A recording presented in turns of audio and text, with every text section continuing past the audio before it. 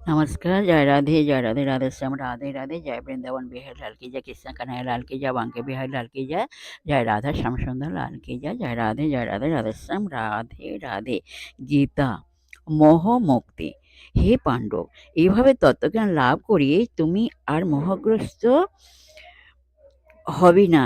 তুমি মোহ থেকে মুক্তি লাভ করবে, কেননা এই জ্ঞানের দ্বারা তুমি দর্শন করবে যে সমস্ত জীবই আমার বিভিন্ন অংশ, অর্থাৎ তারা সকলেই আমার এবং তারা আমাতে অবস্থিত।